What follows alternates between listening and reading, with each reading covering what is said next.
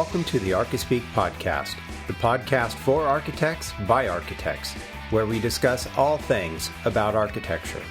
I'm Neil Pan. Each episode, Evan Troxel, Cormac Phelan, and me invite you in on the conversation as we talk about everything in the profession, both the good and the bad. Maybe you're considering a career in architecture, you're still in school, or you've been around the block more times than you'd like to admit. Join us in the studio as we gather around the water cooler and talk about this profession we call architecture. It's time for some Archispeak. I died in South Africa, only outlined my body in Tiffany blue. When I died, I drove right in and swam with the dolphins and Lisa Frank. And you. Welcome to episode 67 of the Archispeak podcast. I'm Neil Pan. I'm Evan Troxel. And I'm Cormac Phelan.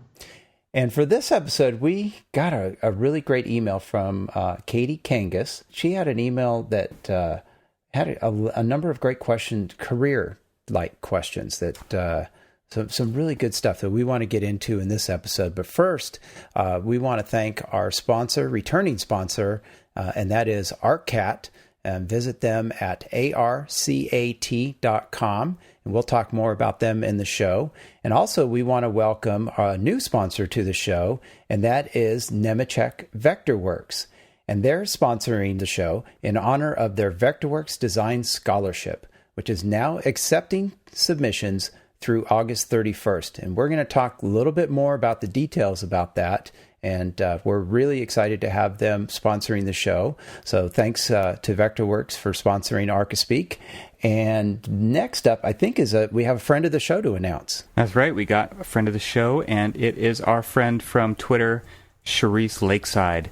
Peaches. And Charisse is, she always uses that hashtag CSI Kraken, and she's big time CSI and big time into architecture, and she's a great conversation on Twitter all the time. So, Charisse, thank you for being a friend of the show. She donated $25, and she says to read her tweets, and you can follow her on Twitter at Charisse Lakeside. So we'll have a link to her in the show notes. So again, thanks for becoming a friend of the show, Charisse. And everybody can become a friend of the show. You can also become a repeat friend of the show by going to archispeakpodcast.com/donate. And we love the personal attention that you guys give us, and we want to give it back to you on the show by reading your name if you want us to. And so any donation over $5 gets your name read on the show, and our sincere gratitude. So become a friend of the show today at archispeakpodcast.com/donate. So Katie Kangas' email, she wrote to us this past week, I think it was, and really, a really great email thanking us for the show. But she's got a number of questions talking about finishing up her license as her licensor. I can't say that word. Finishing up getting her license, and she's looking for some advice on a number of items about maybe working in multiple firms, and talking about how you're choosing a career position. So we wanted to get into a little bit of that during this episode. So, guys, what do you think about how did you each choose your career position? Not necessarily like how did you get into architecture, but maybe once you were out of school or just about ready to finish school, how did you guys first approach getting that first job, or maybe after that first job, making a decision to go somewhere else? Well, I'll just start off here and say I don't think I did it very well. I think I just kind of Me too. Kind of like most people, I think I can't really speak for anybody else. I fell into it based on the firm that I went to work for, because it was the one firm that was near me. And so, I mean, maybe I'll just leave it at that. And Cormac, you could jump into it here, but I think her question is a good one. It's not only like when you're finishing your license, and this is a huge goal, once you finish IDP and get licensed, she's wondering what she's going to do next. And maybe you don't do anything different next, but it kind of does let you mentally move on to another level or a step in your life and in your career. And so I think it's a really good question to ask yourself, and I actually think it's a good question to ask yourself fairly often. So I think she's wondering if she should choose a niche, and beyond that, like what does all that mean? Because a lot of times people think that once they decide on an answer, they have to stick with it for a really long time. So, well, let me throw out just my own personal experience of how I kind of stumbled into early places of work. Because I was kind of weirdly lucky that actually after second year, for some reason, I noticed an ad that they were looking for summer interns, and normally people don't hire summer interns after their second year because you really don't know much of anything, and most of our interns that we typically hire are, closing in on graduation. It's maybe their thesis year and stuff. But I went and worked as a draftsman right after second year in a firm in Montgomery, Alabama, and I got a good taste of different project types, and then went to work for another firm, and then we've talked about this in past ones where I've had I had a hiatus of 4 years that I went and worked for a firm for 4 years, and they did a number of different project types, and throughout all of that, I was kind of in my mind making kind of a mental Rolodex of what I wanted to do career-wise, did I want to go into residential or commercial and stuff like that? And, kind of the commercial civic side was where I had gravitated towards. And what that also kind of afforded me is we kind of knew when I was going to graduate that we were going to go back to St. Petersburg, Florida.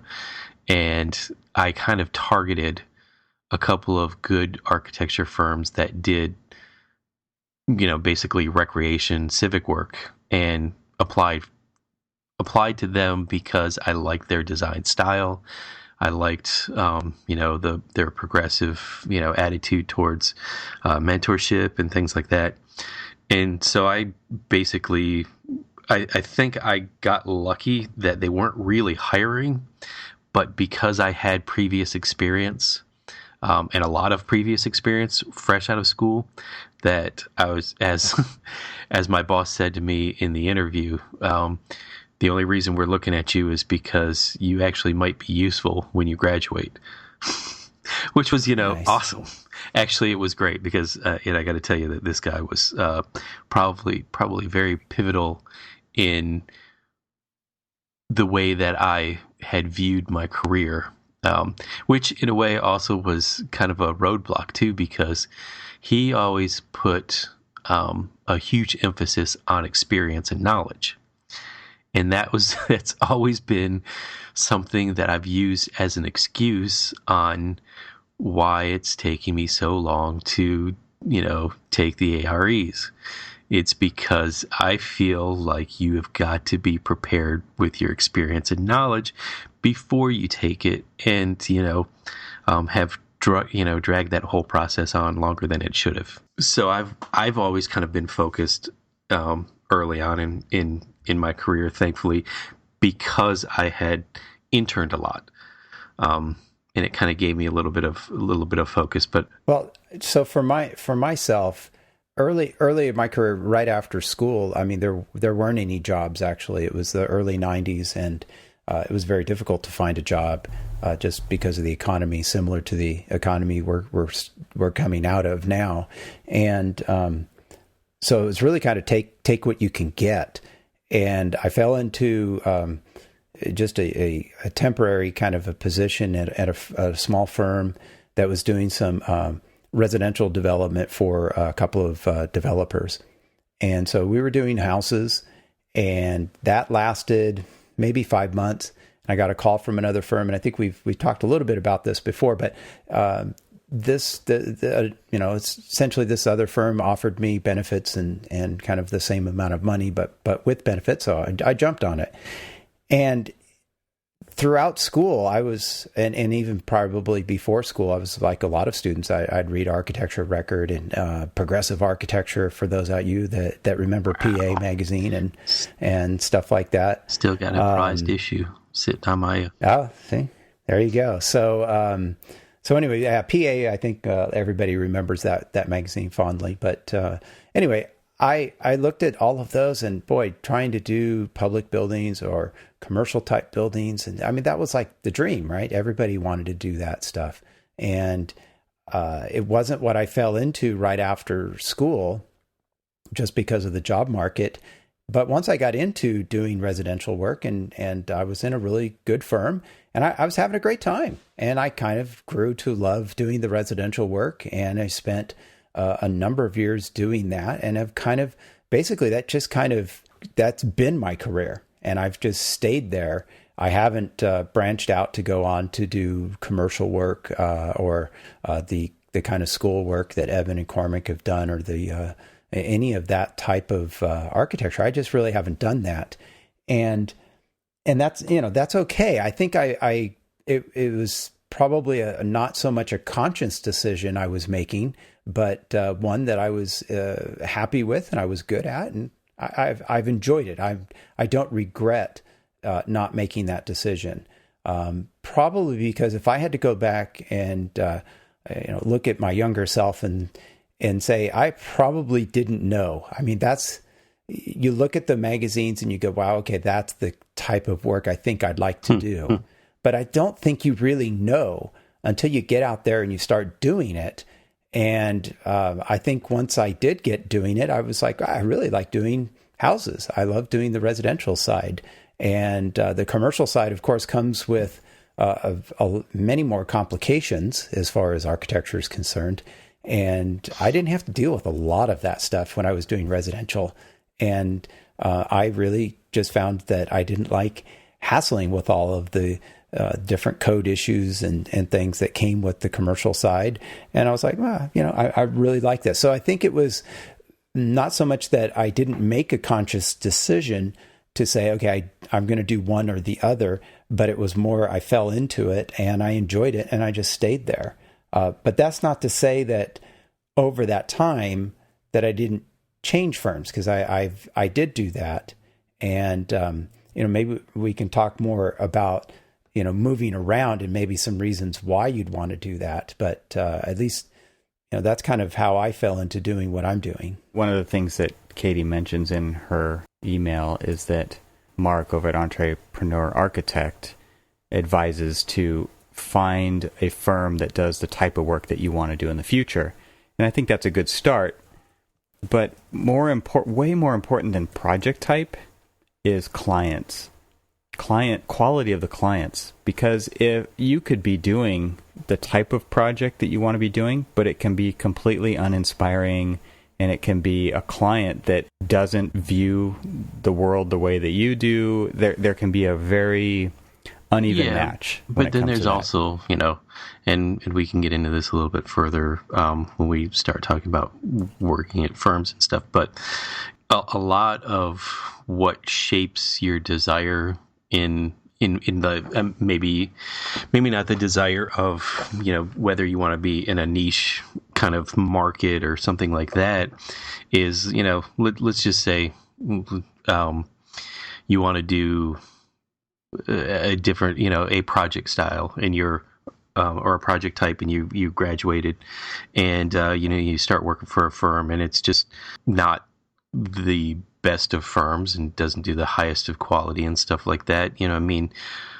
That has a huge impact on, sometimes it has a huge positive and or negative impact on where you want your career to go, because, just like, well, a lot of times, and I've had this experience in the past when I've worked, when I was interning in things like that, where I would work for a firm that wasn't quite a nurturing firm, and it helped shape where I wanted to work or what I wanted to do. It's been, I'll say it honestly, it's been kind of a hit or miss in throughout the career, and a lot of it has been a factor of the economy and things like that. But I think I've taken away from every one of my experiences, though, a new archetype of building or a new building type, not archetype, new building type that I've been able to, I won't say master, but it's helped give me, it's helped shape my knowledge of, how a building goes together, whether it's a new building or a renovation or historic preservation. So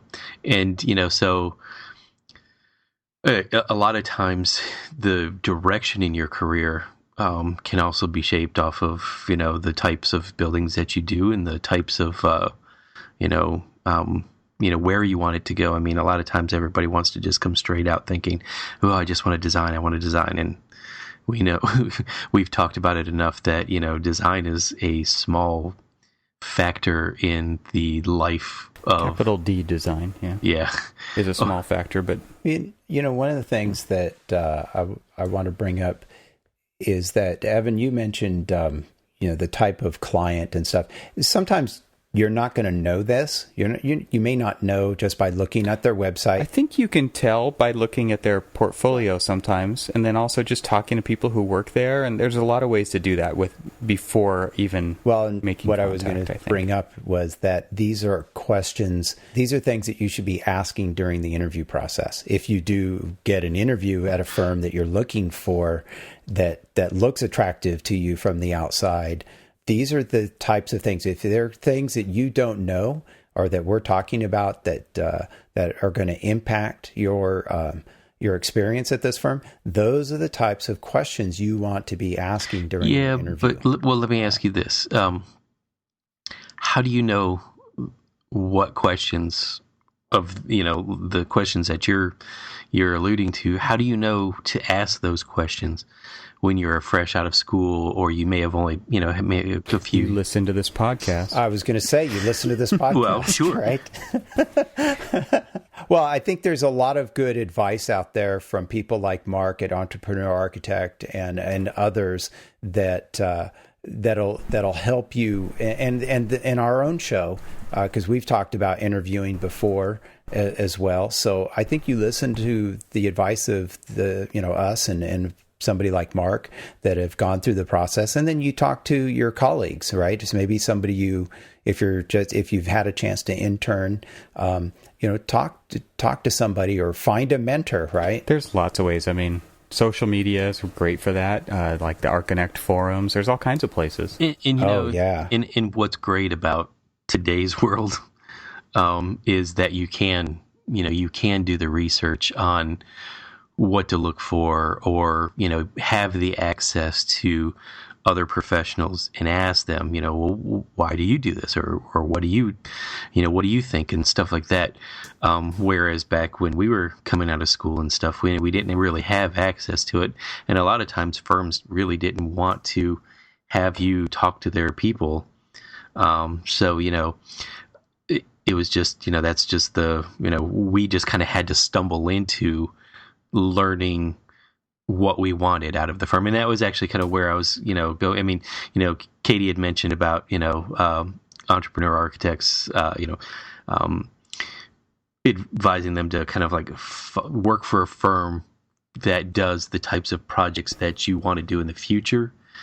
And I guess my rambling earlier was not quite answering that, or but I was trying to address that you're not really going to know, especially fresh out of school, you're not really going to know what you want to do. I mean, you may have an idea of what you want to do, but you're not really going to know until you start gaining experience. And so, say you go and work for, I'm going to go work for Evan, and I'm going to, do schools, and, maybe the environment's good and it's, a good nurturing environment and stuff, but maybe I just don't want to do schools. But, you got to kind of maybe do schools to find out whether or not you want to do them or not. Yeah. So her first question is, what's your advice on working in multiple firms? Absolutely. Like you need to, yes. That's what you should be using your internship for. And then even beyond that, you want to get out and see what the world has to offer you and find out what interests you and explore that process. And once you kind of find out the type of work you want to do, then you can start to look at what you specifically can add to that as far as your role. let's do this. Let's have a quick, short sponsor break, and then let's get into working at multiple firms, because I've got a couple of ideas and things as well. Okay. Sure. Well, all right. Well, first up, we want to really thank ARCAT for sponsoring Archispeak. And would you like someone to draw CAD details for you? I know I would. If somebody would like to do that for me, my email address. I think is we on know the somebody website. who can. Yeah, absolutely, and create those BIM objects for you. How about maybe writing specs for you? That would be great too. So, would you like someone maybe to do this all for free? Well, you know what? Our sponsor, ARCAT, has already done all of this for you. Search the ARCAT libraries for these products and more, free of charge and no registration required to download this content. Awesome deal. You can't get this anywhere else. So ARCAT has created a website that's devoted to you, the architect, the building professional, and to find building products, information fast and hassle-free. So check them out at ARCAT today at ARCAT.com. And once again, we want to really thank ARCAT for sponsoring and being a continued sponsor of the Archispeak podcast. Thank you guys. Really appreciate it. And real quick with ARCAT, I bet that you're thinking of a product or you're thinking of an idea that you need to include on the job that you're currently working on. I encourage you guys to just go to arcat.com and search for it there and see what you can find. Just start with one thing, and it leads you down a path of great information. So highly recommended. We use it all the time. Check it out, arcat.com. All right. So Cormac, you had some comments on multiple firms. Well, okay. So I agree with Evan that an internship is honestly a great place for you to have experiences with multiple different firms and stuff like that. Especially, I look at it this way. After your third year in school, you should start summer interning. One, because it gives you a leg up when you're getting ready to graduate, because now you have probably at least a good 2 years worth of summer internships under your belt. And that looks good to an architecture firm that wants to hire somebody who's graduating. And here you have two people who are fresh out of school. One's got experience in a firm and one doesn't. Guess who's going to get the job? Yep. But what that also does is that kind of helps you understand the profession. If you say intern with two different places, starting at your third year, and I keep going back and doing this because that's what I did. Actually after. Well, of course my you second did it right. Yeah. But I mean, I don't not always, but anyway.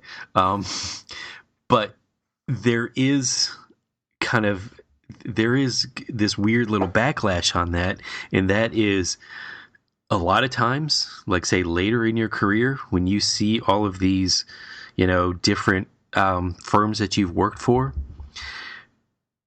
probably unjustly so, people will say, "Oh, you jump around a lot."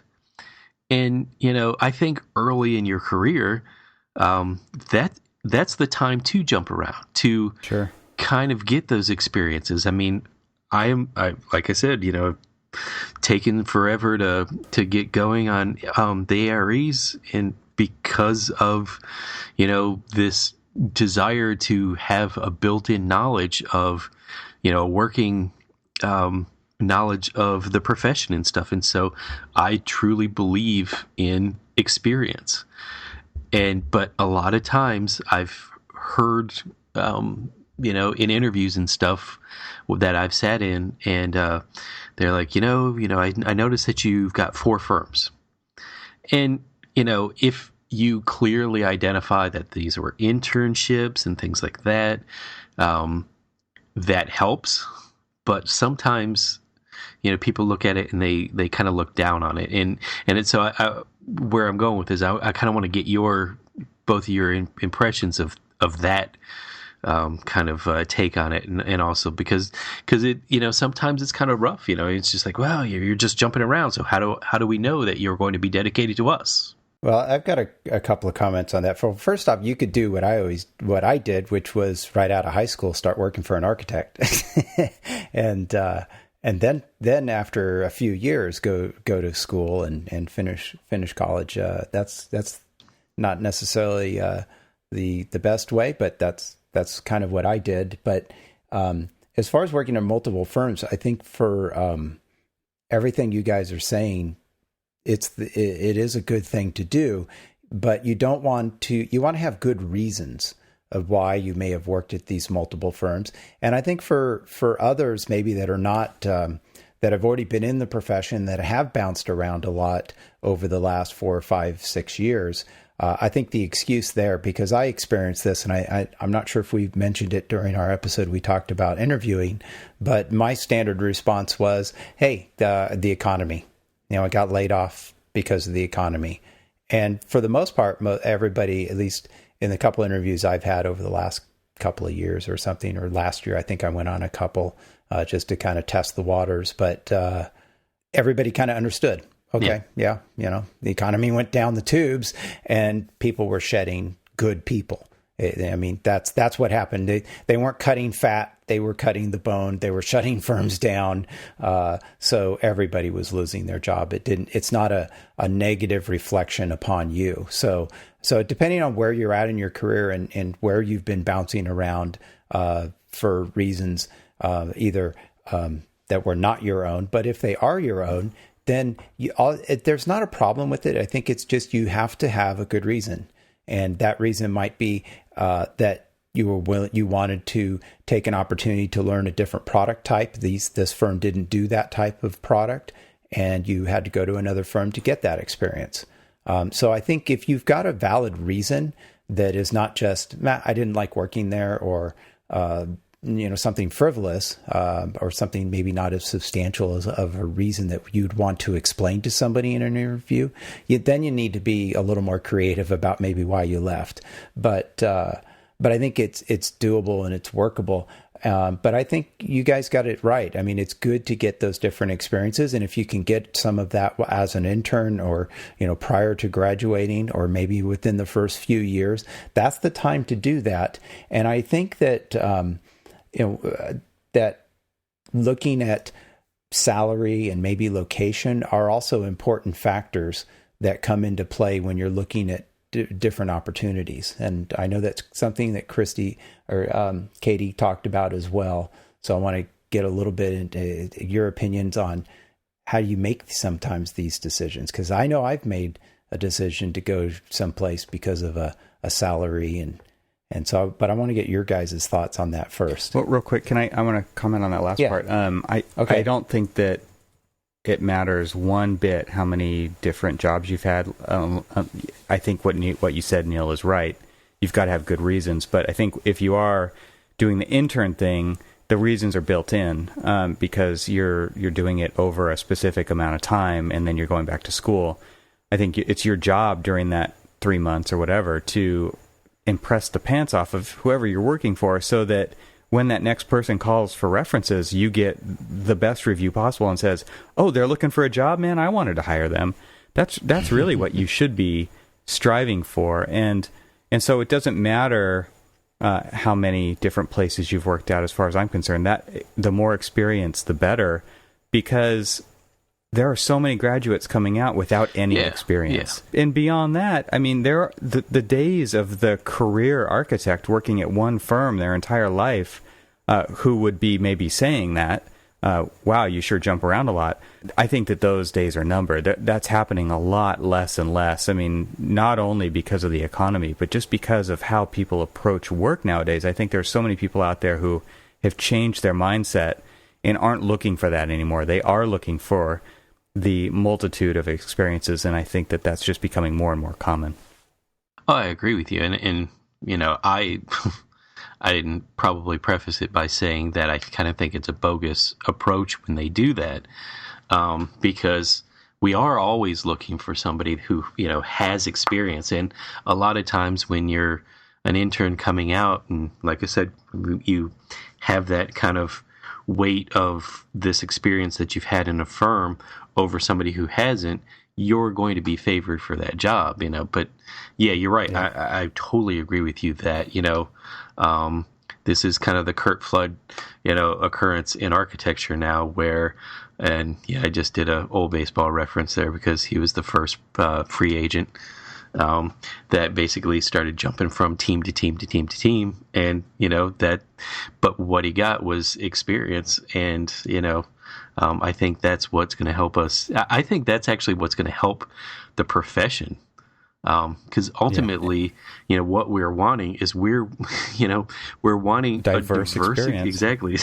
Damn it! Yep. You said it right before. Hey, I stole those words out of your mouth. You want these? I agree with that, and my resume is actually pretty long because and it's not even just architecture, but it's because I started out right out of college interning, like during college, and then right out of college got hired at the same firm I'm at now. But in between my two different stints there, I did a bunch of different things, and that is a big positive thing on my resume. And when people see that, they say, one of the reasons we want to talk to you is because of all of these things that are on your resume. It's you went and did a diverse thing there, and not too many people do that. A lot of people are looking to stay in the one thing. And so I think there's something to be said, and I know we've talked about this too, that there's specific expertise, and then there's general being a really good architect. And the only way to become a good architect, I think, is to actually do all of the things that architects do and become very well-rounded, and really not try to get pigeonholed into a certain expertise. And so when there's people telling you it's time to choose an expertise, I kind of caution against that. I think you want to become an architect way before you want to choose an expertise, and then even then think about the ramifications of that in your future, because we need great architects. We need people who can mentor the young staff. We need people who have the experience to tell people the right way to do things and not be holed off in a little world of one specific thing. Well, I think that there's a lot of firms out there that do want to pigeonhole you, because especially to a larger firm, you're most efficient if you're good at one thing. If you're part of the assembly line. And you're really good at it, because... I'm glad you went there, Neil. Well, yeah, if you're part of the assembly line, right? And and so there's this each side is pulling, right? The firm wants you to be the expert in this one thing, and they want to keep you there. But I think a really good firm is one that will help nurture you and give you opportunities if they do have multiple types of project types within the firm, that maybe after... they're definitely... I think a good firm will say, you need to focus on something for a year or two to kind of learn this and become not maybe the expert or the pigeonhole right in that, but I think you need to learn task A before you can jump maybe to task B, or be given the opportunity to move to a different product type. You need to have that understanding. I think maybe that's where you're going about trying to be well-rounded. You still need to spend some time learning each facet or different project types and become good at it. So these steps are oftentimes, we're not talking weeks or months. It's usually maybe 2 or 3 years doing something, and then maybe getting the opportunity to learn a different portion of architecture, and you're going to spend a few more years doing that. I think sometimes we lose a little bit of this perspective on, I remember back when I was starting, it was like, well, you don't really become a good architect until you're like 50, right? Like what? 20 years ago, or something like that, or maybe it was into your 40s or something. But shut up. So, I think the point there was, architecture takes time to really learn, and it's not just you learn it in just a few years and you become the expert, because it is there's different product types. I mentioned just earlier the complications that are involved in doing commercial work or in doing school work. There's a lot of different specialties, and if you're going to get good at each one, it takes years. And so over time, this time builds up. You're not going to be the expert by 30. So that I think a lot of people coming out of school kind of lose that. They don't get that, because they think that within a couple of years, I should be the expert. I should be the perfect, I know it all, right?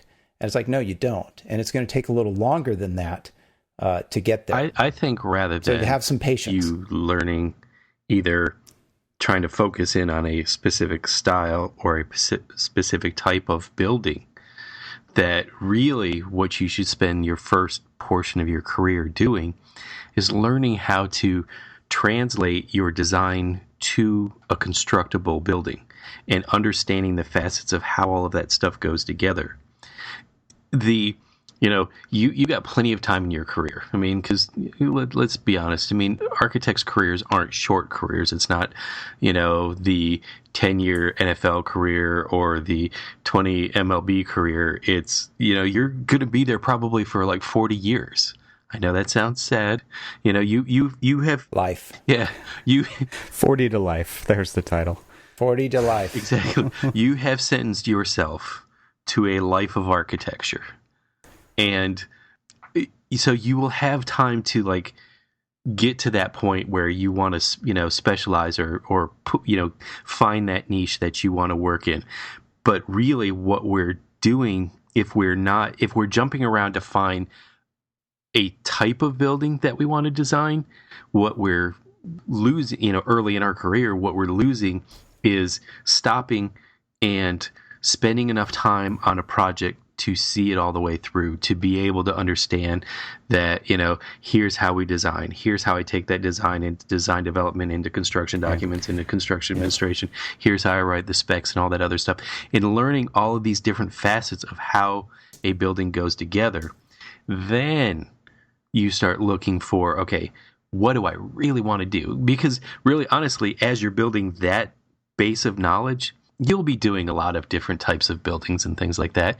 And you're going to find what you feel comfortable with or what you really enjoy doing. Or, you'll be looking for that next challenge. I have more to say about this, but Neil, do you want to tell us about our new sponsor? Absolutely, yeah. So Nemetschek Vectorworks is sponsoring this episode of Archispeak. Oh, wait. What's that? Can I throw something out real quick? Yeah, go right ahead. Vectorworks, located in Columbia, Maryland, which is just up the road from me. Maybe you can arrange a tour. Well, maybe, yeah, you need to go check them out. I don't know. All right. Gonna have to. They know our visit email my new address. sponsor. They know our email address. They'll get in touch with you and they'll set up a tour, maybe, Neil's Awesome. making promises. I'm making promises I can't keep. All right. Well, hey, Vectorworks is sponsoring this show, and they have a really cool design scholarship that they are running this summer. So what this is the Vectorworks Design Scholarships. This is open to any student. They can win up to $10,000 for tuition, housing, textbooks, and more. So how you enter? But yeah, I mean, Nice. You could buy a lot of Vectorworks licenses for $10,000. No, I mean, so anyway, so to enter, all you have to do, students submit their best project. This can be an individual or a group project designed in any software. So if you're out there using something else, that's okay. So submit your best project. Just remember, the submission deadline is August 31st. And how do you enter? You go to vectorworks.net/Archispeak. So again, that's vectorworks.net/Archispeak. Submit your best project, whatever it is. Could be an individual project, group project, designed in any software for a chance to win $10,000 from Vectorworks. So again, we want to really encourage you to go and enter this competition and this scholarship competition. And again, thank Vectorworks for sponsoring this episode of Archispeak. And remember, submissions are open until August 31st. So thanks again. Do you think they'll notice if I submit that I'm not a student? I think they will. Damn. Yeah, I think you already blew it. Yeah. And I would also add to that real quick that if you're not a student, which a lot of our listeners are not, find a student and tell them about this, because Yes. $10,000 is no joke. Yep, I'm going to be, pass it. I think we'll pick up the challenge and inform our alma maters, and I'll inform some of the local schools here as well.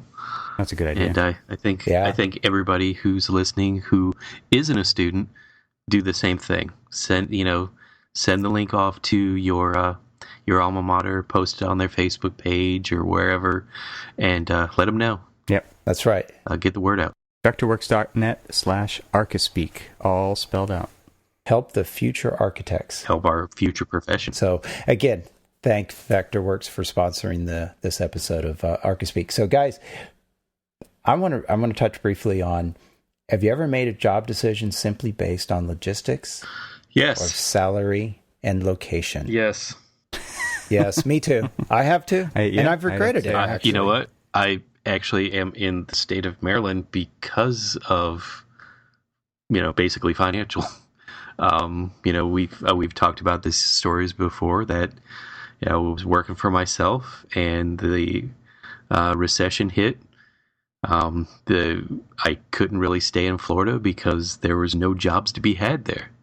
And honestly, the firms that I was looking for that were actually hiring were either out west, in like Las Vegas and in Texas and things like that, and didn't really interest me to be in the desert because I've spent enough time in the desert and didn't really want to go back.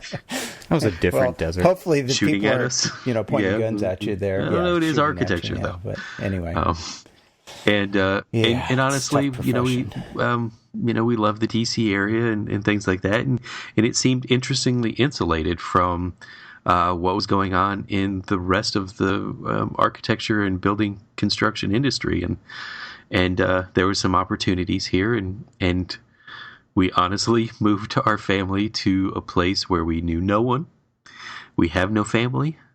We basically split the distance between our family up in the Midwest and our family down in Florida, and found a place in the middle, and we've been here for 7 years now.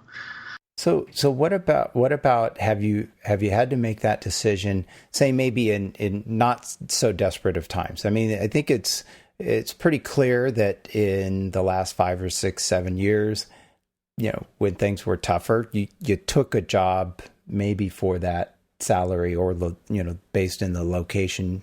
But I mean, what if times are getting better now, and so people are looking for people. Firms are looking for people. So what about maybe taking that job just because they're offering you some more money than, say, where you're at now? Well, I mean, honestly, it happened once I moved up here. I worked for a firm, and it was a good firm, good design firm, but it was too far away. I mean, I was stuck in traffic and commuting basically 2 hours each way. And it was, tough on having young kids that had to basically tape a picture of me to their pillow to remember what I looked like. And play the sad music. Yeah. The sad trombone music. Is it trombone music, really? No, I'm sorry. That's the wrong thing. But Evan will cut that out. No, he won't. Yes. Yep. No, he won't. Yeah, for sure I will. But and honestly, I found a place that was doing very similar work, and with the same clients, and I moved jobs in times were getting better, and I moved jobs because of the convenience of the location. I was being offered a little bit better salary, and but it made sense, to kind of move. I wasn't just doing a lateral jump just because I didn't like the place, but it made sense, for my own kind of like well-being and just life work balance. Yeah, if I could go back and like tell my younger self things to look for in a position at a firm, I think there'd be a few things. One, because you touched on it earlier, both you guys said, it is architecture. It is hard. And it is. And so you've got to like what you're doing. And there are some key ingredients to that. And so I brought up clients earlier, but if you can work in a place where the people working on the projects love their clients, that's a big plus, right? That right there makes going home at night and not hating your job so much easier. And so there's that part. The second part is the leadership of the firm. What's it like to actually work for people in the firm? Are they mentoring, or are you just a piece of the assembly line? are you working in a team, or are you working on the same monotony day after day and you're not really learning anything? You're just being the robot. I think all of these things are key components to overall satisfaction in your job. I think that money and proximity to home are huge. When I worked at HMC, where I'm now previously, I helped them start an office in Pasadena. And so I was commuting, and it's not very far, but man, the traffic was terrible. It was before one of the newer freeways opened up. And so it was another 4 to 5 hours a day of traffic. And there was no public transportation that I could take to get there. So it was just time lost, right? It was like working an additional 4 or 5 hours a day, and it just wears you down over time. And if there's one thing that really stands out to me is when I go home and I'm energized, that is a big deal. And that right there is like a huge piece of being happy where you work. If you go home and you are drained and you dread going there the next day, those are the types of things that are the red flags, right? And that's when you know that okay, it's just not a good fit, and that's okay. I think a lot of people have this stigma that you, like architecture school, you have to stick through it. You have to finish all the way to the end, but there is no end. You define when that is. It's a professor is not, or a school system is not defining that for you anymore. So you've got to make that decision that if it's not the right fit, then it's probably not the right fit for them or for you. Right. And so that is a good time to start looking for something else. Yeah. Well, one of the things as you start kind of moving up in your career and, you've got a little bit more experience and, say you're in that situation where you're not really liking where you are and stuff like that, and you move on, one of the, where you're always expected to ask questions in that interview. And one of the questions that, I've been asking, if I've moved from, a firm to a firm is ask them, how long they've been there. I asked the interviewer, how long have you been there and why? Why have you been there this long? They say, oh, I've been here for, just like 2 years. And, I wouldn't really get a sense of understanding on why, the firm is really what it is, off of somebody who's only been there for a little while. But, if you're talking to somebody and it's like, oh, I've been here for, about 17 years, then you can start to really kind of delve into picking their brains as to why have they been there for 17 years. Because if you think about it, I mean, a lot of times when you're looking at resumes and you see, like 3 years here, 4 years there, a year here, a year there kind of thing. Sometimes, you can blame the economy, and sometimes, maybe it's just not the right fit. So, but if you see somebody who's, been there for a while, and you can really try to find out why they've been there and why it's been such a good fit for them, and talking about it, you can find out, from them if you feel like it's something that aligns with your ideals and your, what you're looking for. And it'll shed a lot more light on, what that firm's about, and I think, the developing a list of questions to ask the interviewer, not necessarily about, well, what are you going to expect from me, kind of things and stuff like that. But that's your opportunity to really learn about the culture of the place that you're going to go work at. And it's, I'm saying that as, somebody who's experienced and have been, in the profession for a while, but there's also somebody, it's also good for somebody coming straight out of school who's trying to develop an ideal vision of a place to work, and to ask those questions, to learn about the culture, to learn about, what do they do for professional development? What do they do for, are there extracurricular activities that they do for team building?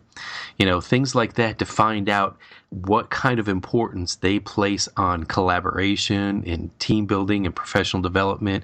Not only the investment that they're expecting you to give the firm, but you're trying to figure out what kind of investment they're going to give to you. So that brings up a question. As the market's gotten better, can architects really afford to dream? I think what this question really is about is, can you afford to go maybe look somewhere like your dream job or something? Can you afford to do that when times are better? My quick answer is, yeah, I think you can. That's the time to do it. Oh, well, I think that's actually the time to do it, because, a lot of times people will make a decision and pick a job that is a paycheck.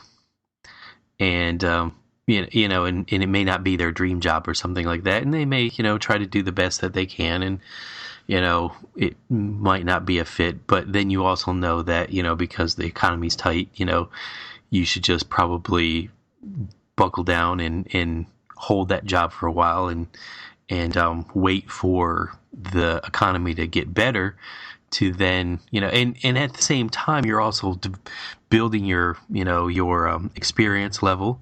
You're filling your kit of parts with, or your toolbox with a bunch of different experiences.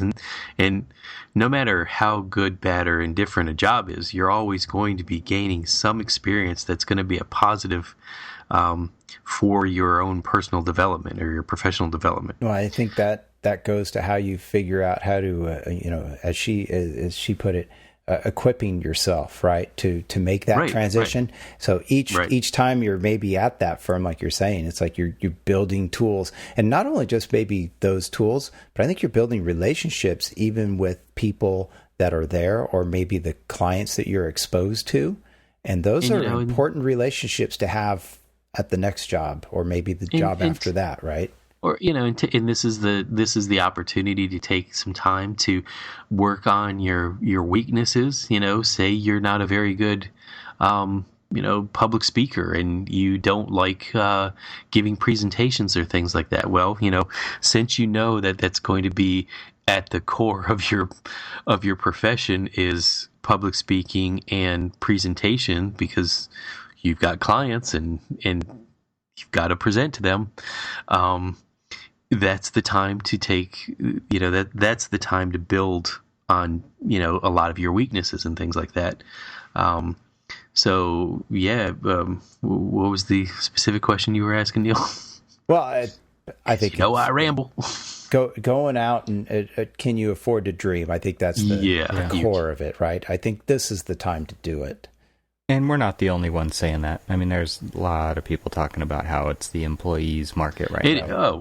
There's firms are having a very hard time filling positions with quality people. Yeah. And I think the second part of that was these different experiences that you get. This is how you equip yourself to make these transitions to other parts of the profession, or say other firms, is the things that you pick up while you're there. Right. I can just also add to that just be willing to try just about anything. I mean, that really, I think just having that attitude that you'll try it, you'll take it on, that you will do your absolute best, and you will learn what it takes to do what you've been asked to do.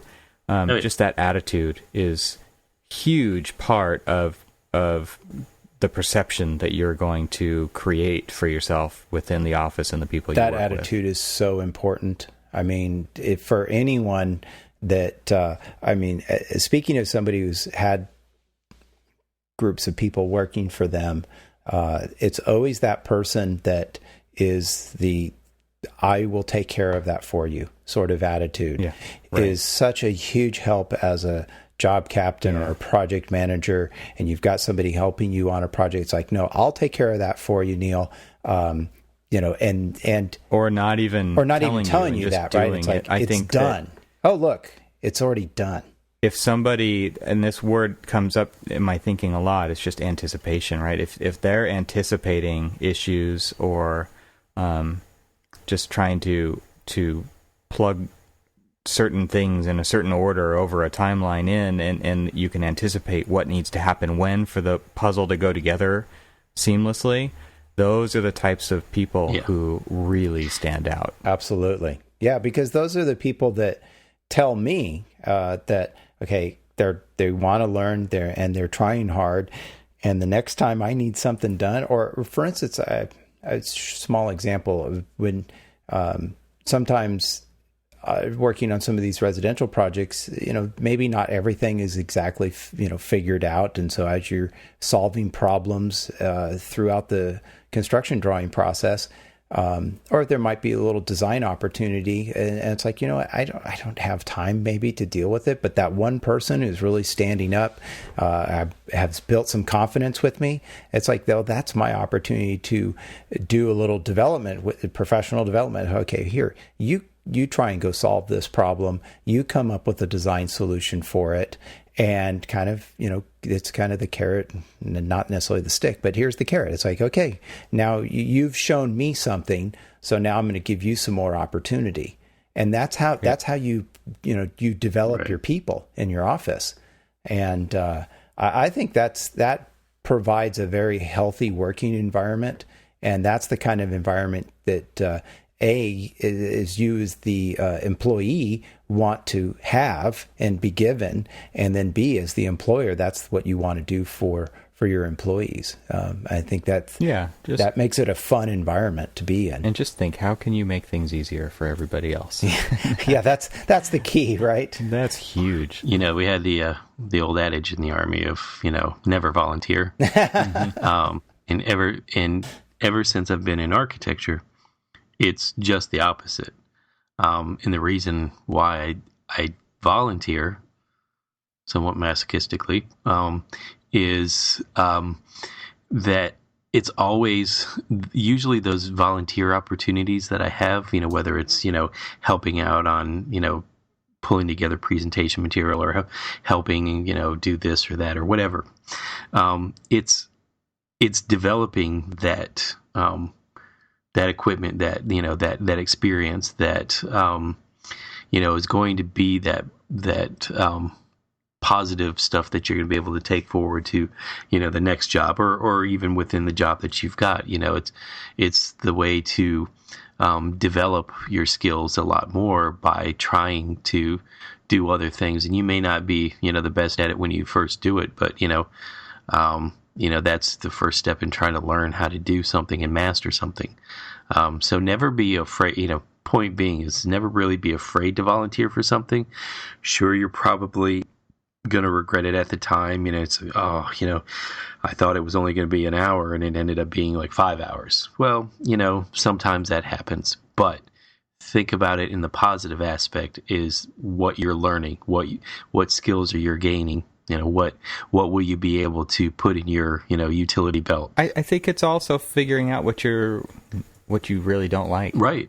Because and that's okay. I think a lot of people also think that they have to like to do everything. And I mean, the reason that I do design is because one of the reasons I do design is because it's my passion. It's what gets my blood flowing, especially when I'm at work. But it's also the other side of that coin is what I really don't like. And I don't want to manage projects. I don't want to manage time, and I don't want to manage, I don't want to get into that stuff because that's not where my skills lie. And I want to be useful. I want to be used for where my talents are and for what I'm really good at. And so it's really difficult. And if Neil, you know this because you have to do it all, right? Yeah. But there are things that you hate doing, and there are things that you love to do. And the goal for me is to be doing the things that I love to do throughout the day and not the things that I don't. Well, I love to do it all, damn it.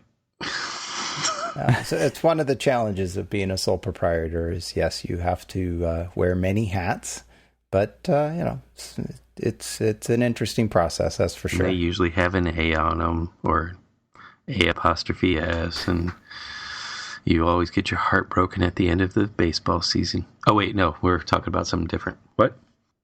Oh, yeah. Let's not bring up baseball right now as we just traded our 3-time All-Star pitcher, but today. Anyway. Don't lose Evan on this.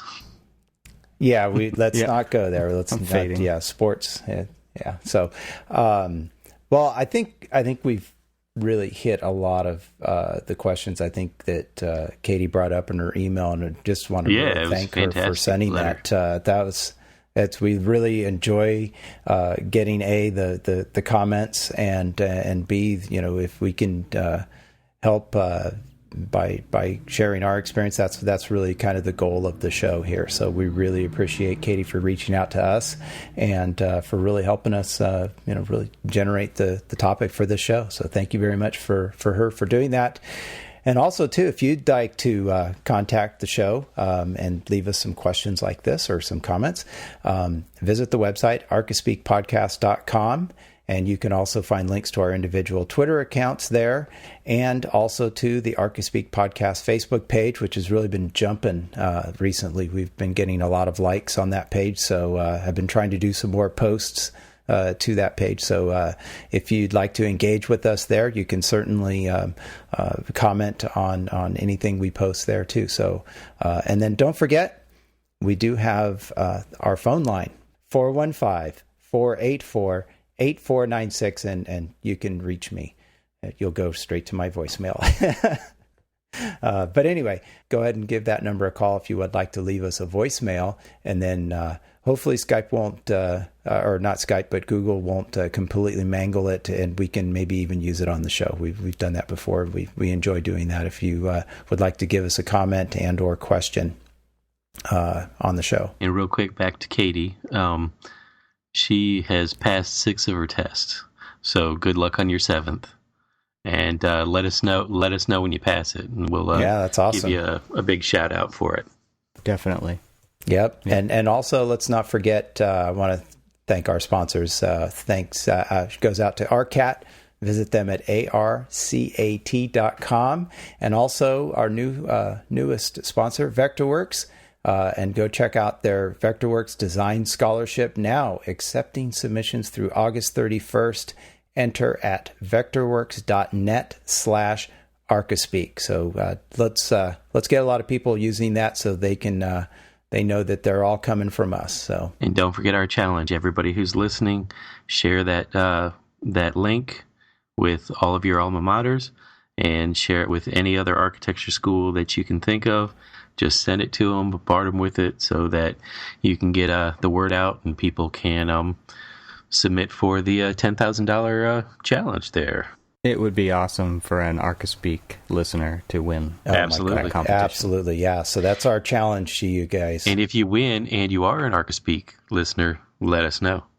Definitely. Well, thanks to both of our sponsors. We really appreciate that. And also, lastly, if you haven't done so already, please leave us a review on iTunes. That really helps get the word out about the show, and so we really appreciate those, and we love the comments we get on that too. So, all right, guys, I think that's it. All right, thanks. Thank you. Good night.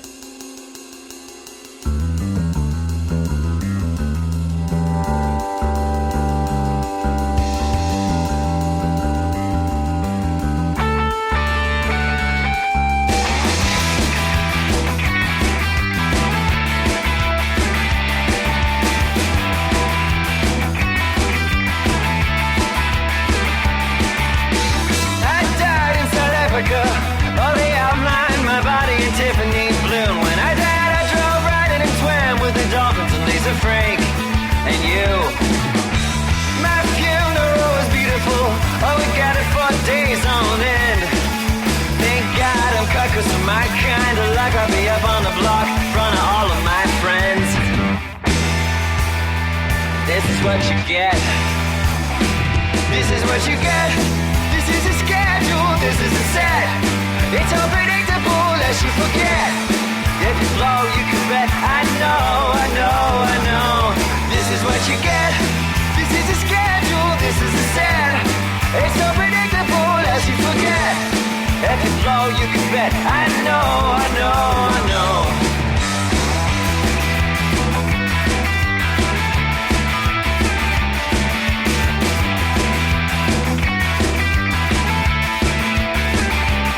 The flow makes footprints from the bottom to the table, to the top, to the basement. Blow by blow, kinds of steel, very real, very rock, but it's still very rock body. Paper, scissors, sister, preach deep, open the reach, fast, and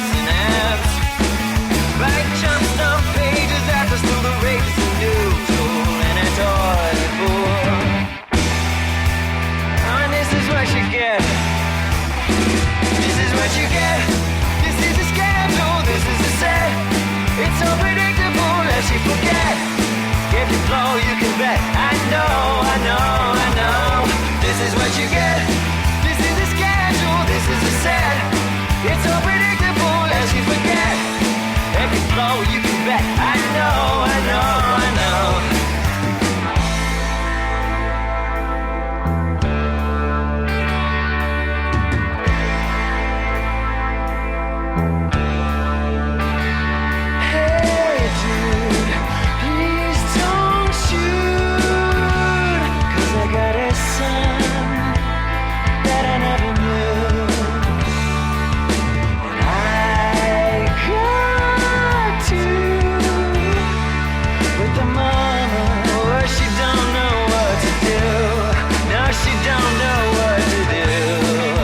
What'd you come back to do?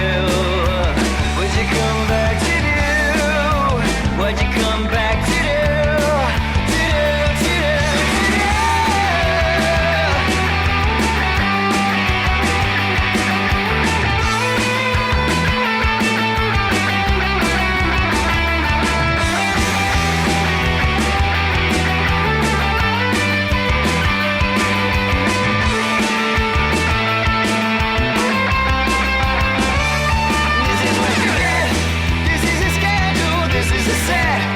It's so predictable that you forget. If you blow, you can bet. I know, I know, I know. This is what you get. This is a schedule, this is a set. It's so predictable that you forget. If you blow, you can bet. I know.